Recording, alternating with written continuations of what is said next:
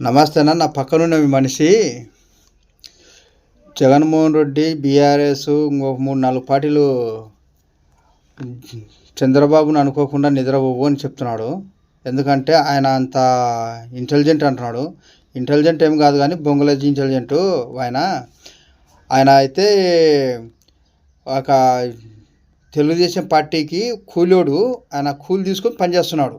అంతవరకు ఆయన చేయాల్సింది. ఎందుకంటే ఆ పార్టీ అధ్యక్షుడు, ఆ పార్టీ నాయకుడు ఎన్టీ రామారావు గారు. ఆయన పేరు లేకోకుండా, ఆయన మాట లేకోకుండా ఆయన ముందుకు కదిలే అవకాశం లేదు. ఆయన పేరు లేకుండా, ఆయన మాట లేకోకుండా ముందుకు రావడం కాదు కదా, ఆ మాట అనుకోకుండా వచ్చి ఆయన అసలు మనిషిగానే ఎవరు గుర్తించరు ఆయన, అటువంటి మనిషి.